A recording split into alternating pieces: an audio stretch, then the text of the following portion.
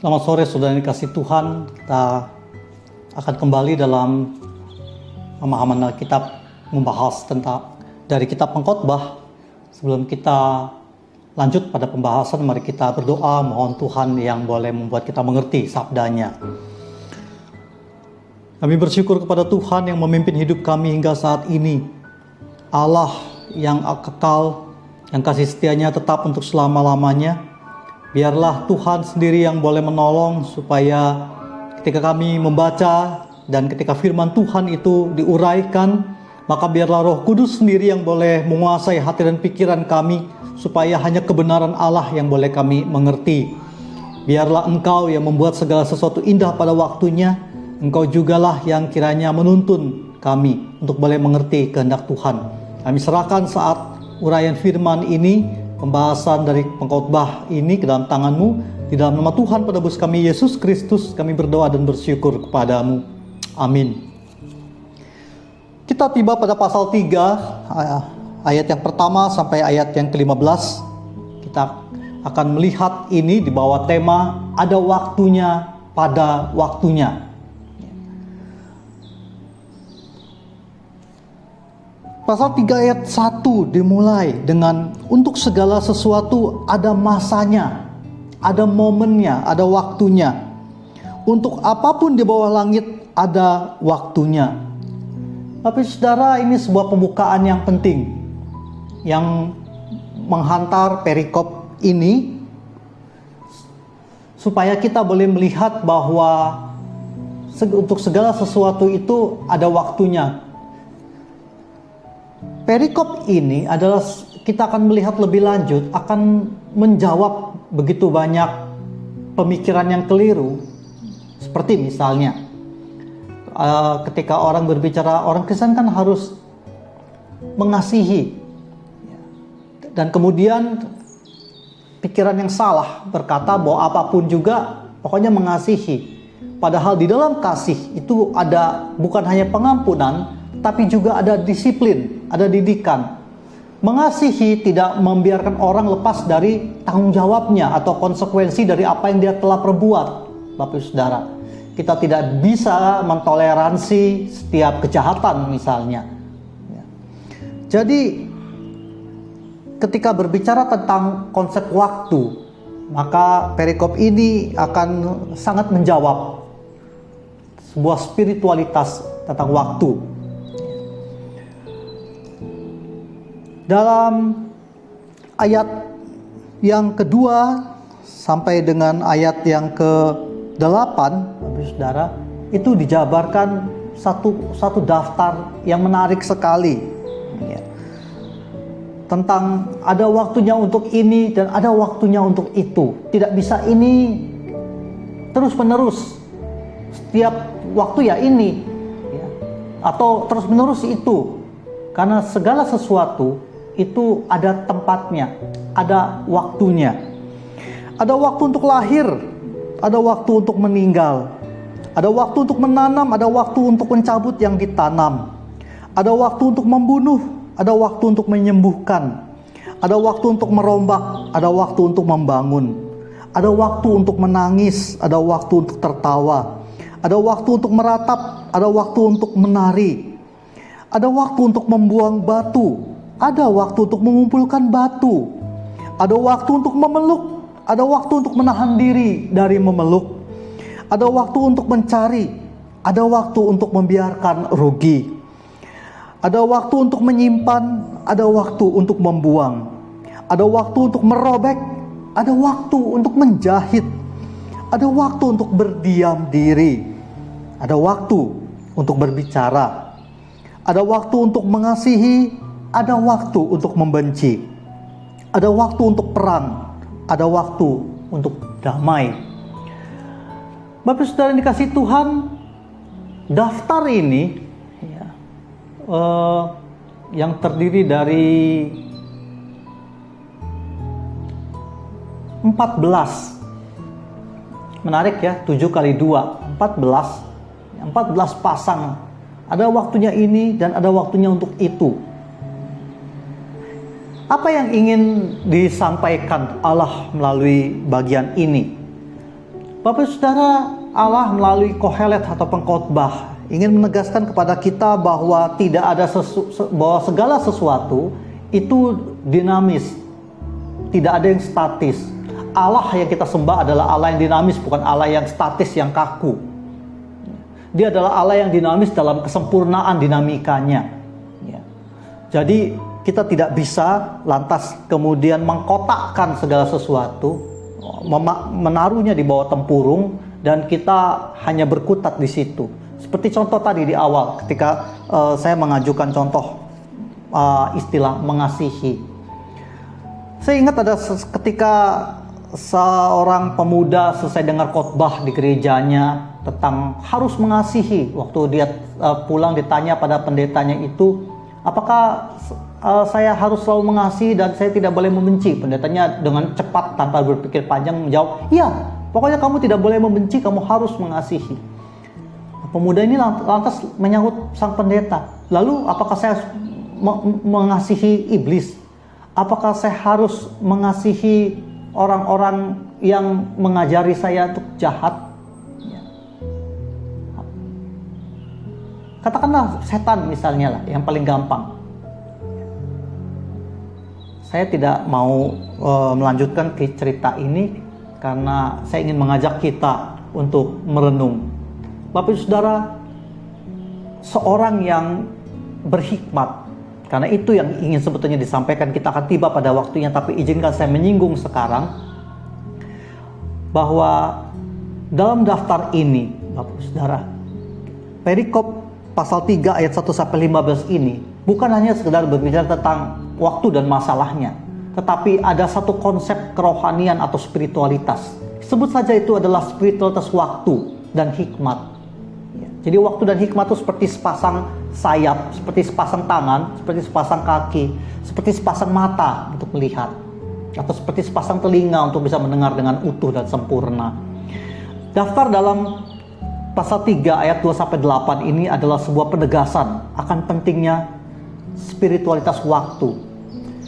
Apa itu spiritualitas waktu?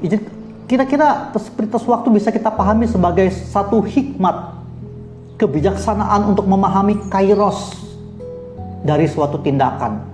Jadi untuk memahami kairosnya dari suatu tindakan. Apa itu kairos? Tapi sebelum kita akan lihat pada makna arti kairos, ya, mari kita melihat juga bahwa spiritualitas waktu itu juga berbicara tentang tahu kapan waktunya, tahu kapan tempatnya, tahu diri. Ya, 3 ini Bapak Saudara. Tahu waktu, tahu tempat, tahu diri.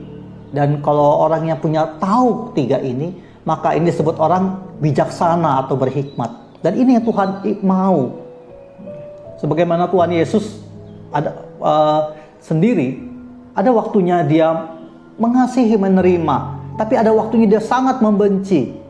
Dalam kesempurnaan Allah, mengasihi dan membenci itu tidak bertentangan, tidak mengalami kebingungan, gesekan, karena tahu kepada siapa kapan untuk harus mengasihi, kepada siapa dan kapan harus membenci atau memusuhi.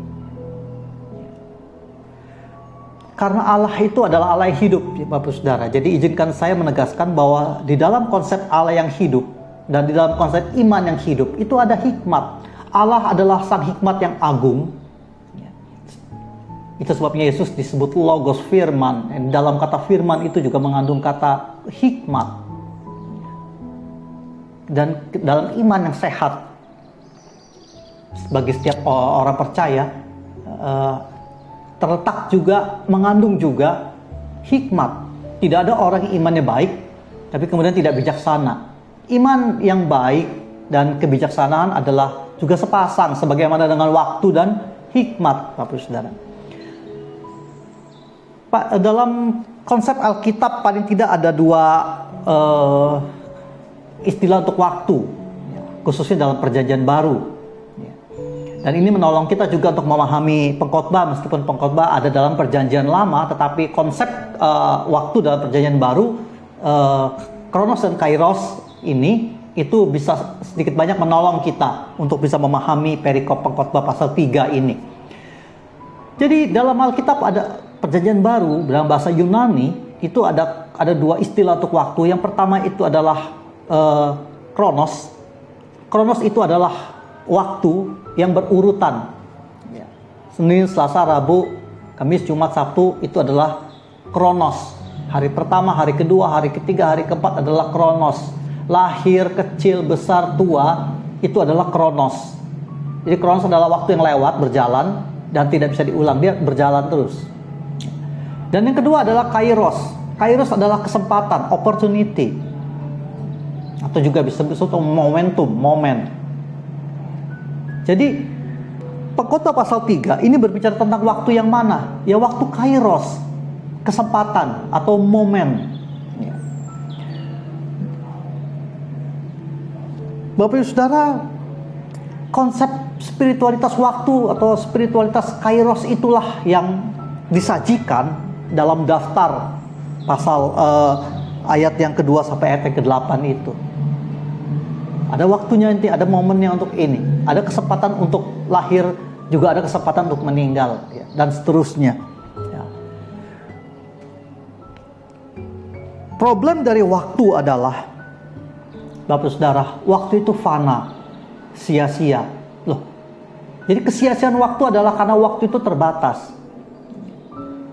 Konon, ya, ada satu pemahaman filosofis bahwa ketika Allah mencipta dunia ini, Allah secara langsung, ya, secara simultan juga menciptakan waktu.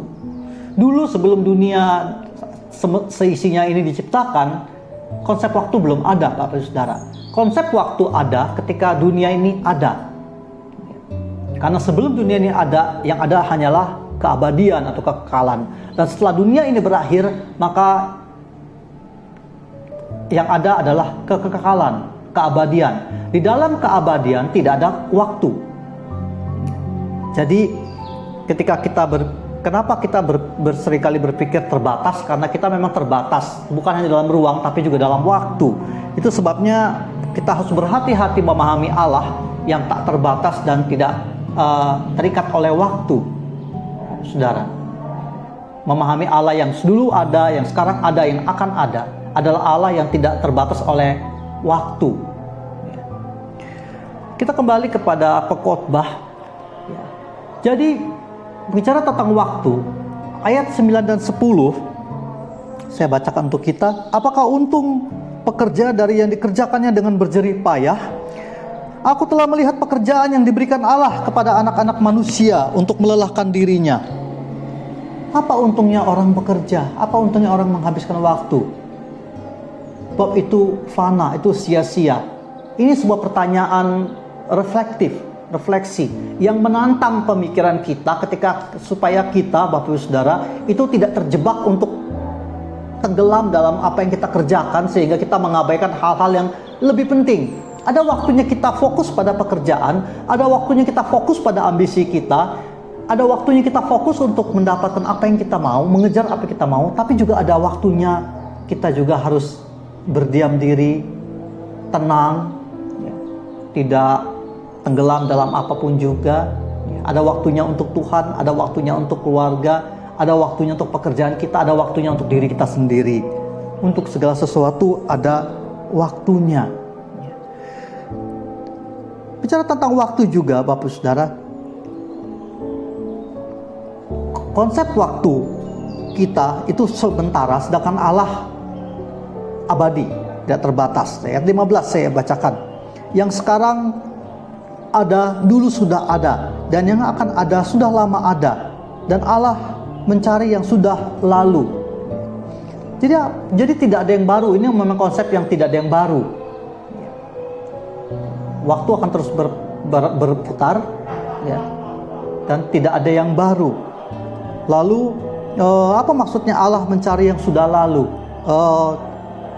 Kira-kira begini, Allah menghargai apa yang sudah terjadi, apa yang sudah kita lakukan, apa yang sudah manusia kerjakan. Jadi meskipun ayat yang ke-9 dan 10 kedengarannya pesimis dengan berkata percuma kita berjerih payah, tetapi ayat yang ke-15 ada satu penghiburan, ada tanggapan terhadap ayat 9 dan 10, yakni bahwa Allah menghargai apa yang tampaknya sia-sia itu.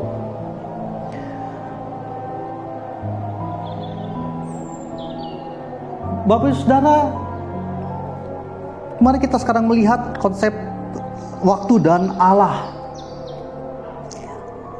Mari kita melihat ayat yang paling terkenal ini, ayat yang ke-11. Ya, saya akan bacakan ayat yang ke-11, hanya bagian yang A. Ya.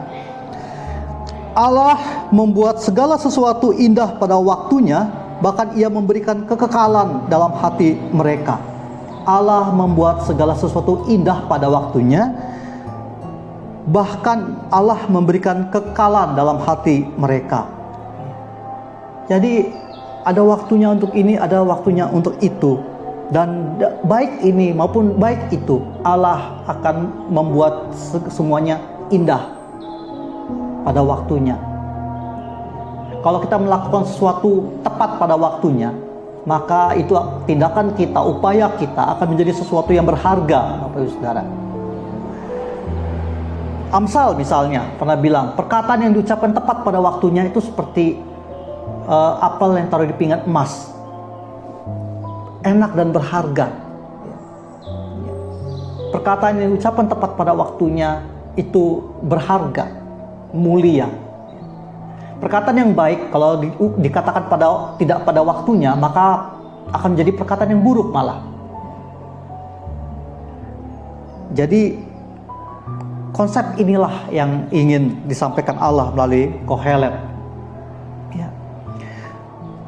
Lalu apa maksudnya Ia memberikan kekekalan dalam hati mereka?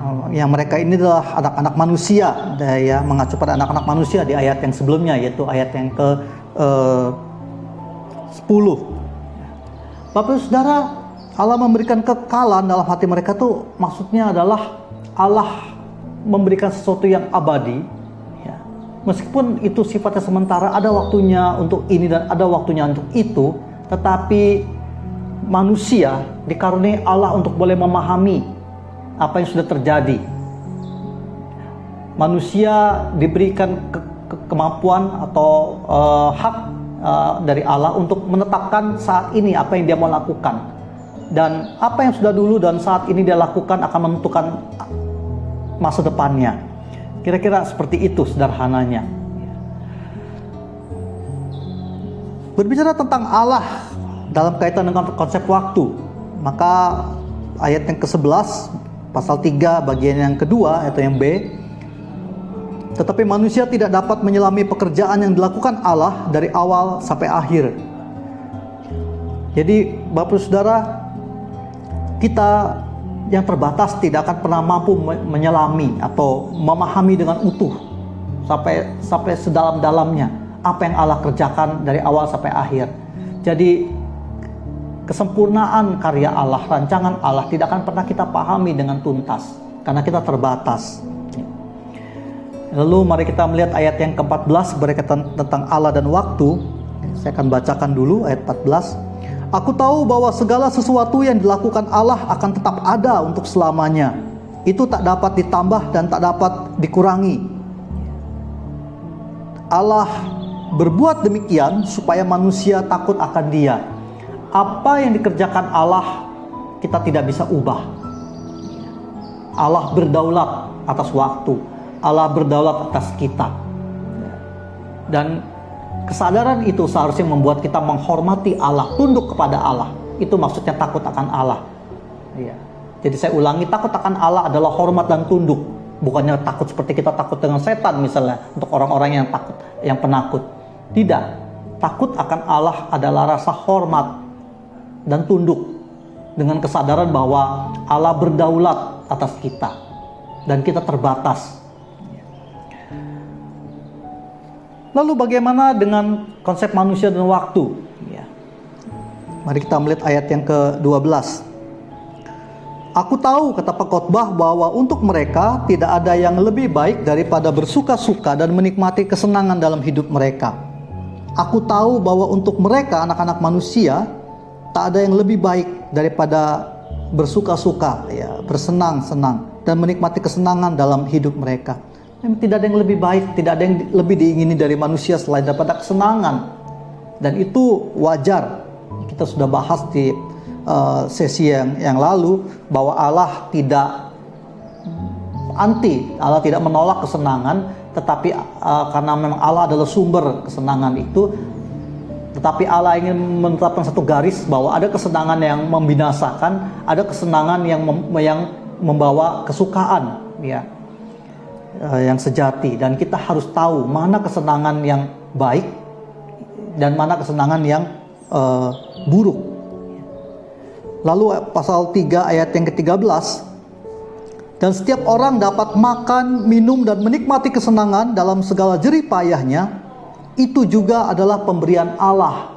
Jadi kalau kita bisa makan, bisa minum, kita bisa menikmati apa yang kita punya saat ini, maka itu bukan karena kemampuan kita bisa menikmatinya, tetapi pengkhotbah, Allah melalui pengkhotbah berbicara itu adalah pemberian Allah, karunia Allah. Jadi kalau kita masih bisa menikmati makanan yang enak, kita masih bisa menikmati liburan, kita masih bisa menikmati pekerjaan kita, apapun yang ada pada kita, kita bisa nikmati, itu adalah pemberian Allah. Lalu Bapak Ibu Saudara, kita tiba pada akhir dari pembahasan ini, ya. Jadi mari di dalam waktu hidup kita yang terbatas ini, kita memahami bahwa yang pertama, bahwa untuk segala sesuatu ada waktunya. Kita tidak boleh berpikir dengan picik, ya, dengan kaku. Wah, saya kan harus mengasihi. Mengasihi itu tidak membiarkan, mengasihi tidak mentolerir kejahatan. Ya. Mengasihi itu tidak membiarkan keburukan berlangsung. Justru itu tidak mengasihi, itu mencelakakan. Ya. Lalu kita juga tahu kapan harus bertindak, dan untuk tahu apa yang harus kita lakukan, maka yang kita butuhkan adalah hikmat. Dan menarik sekali bahwa Salomo yang diyakini sebagai penulis kitab Pengkhotbah ini, ketika dia diangkat menjadi raja dan ketika Allah tanya, Salomo, engkau meminta apa? Apa saja yang kau minta aku kasih. Apakah Salomo minta kekayaan yang lebih banyak, kekuasaan yang lebih besar, angkatan perang yang lebih kuat? Tidak. Sebagaimana kita tahu dalam kisah satu raja-raja, Salomo berdoa kepada Tuhan, Tuhan, aku minta hikmat. Sebab aku ini masih muda dan aku belum punya kemampuan untuk bisa mengurus negeri yang begitu luas ini, kerajaan yang begitu besar ini.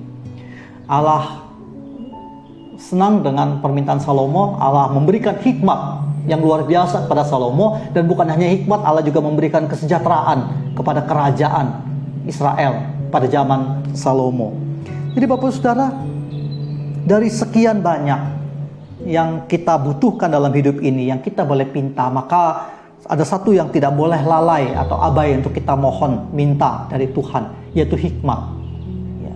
Sebabnya dalam bagian lain dikatakan, barang siapa yang kekurangan hikmat, baiklah ia meminta kepada Allah yang tidak akan mengungkit-ungkit. Allah akan memberikan, ya, dengan senang hati, dengan limpah. Ya. Lalu selanjutnya kita harus ingat bahwa Allah berdaulat atas waktu.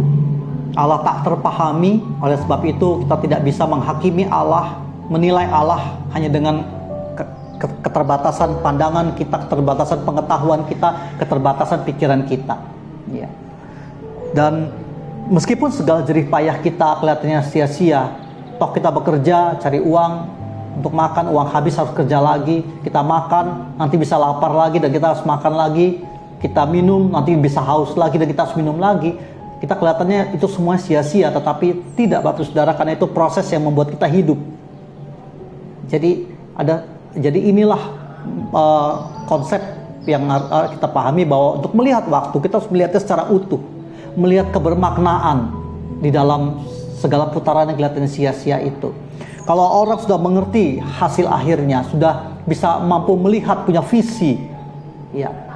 Dan dengan kata lain, visi itu mirip dengan iman, melihat apa yang belum terjadi dan dia menjalani dengan tekun, maka kita akan mendapat sesuatu yang berharga pada akhirnya. Ya. Kiranya Tuhan menolong kita. Mari kita berdoa. Ya Allah yang sempurna, biarlah Engkau sendiri boleh menolong kami, supaya kami boleh berhikmat dalam hidup ini, khususnya dalam menggunakan waktu kami, sebab hari-hari kami terbatas. Ya. Biarlah kami boleh berdoa sebagaimana Musa pernah berdoa. Ajarlah kami menghitung hari-hari kami sedemikian, supaya kami beroleh hati yang bijaksana. Dan biarlah itu yang kami mohon kepadamu ya Allah yang hidup, Allah yang kekal, yang ada, yang sudah ada dan akan ada sampai selama-lamanya. Biarlah kami boleh beroleh hikmat untuk bisa mempergunakan waktu kami dengan sebaik-baiknya, bertanggung jawab sehingga kami akan menuai apa yang baik ketika kami menabur dengan baik dalam setiap kesempatan kairos yang Tuhan berikan kepada kami. Kami bersyukur kepadamu di dalam nama Tuhan penebus kami Yesus Kristus. Kami berdoa dan bersyukur kepadamu. Terpujilah Tuhan. Amin. Tuhan Yesus memberkati saudara.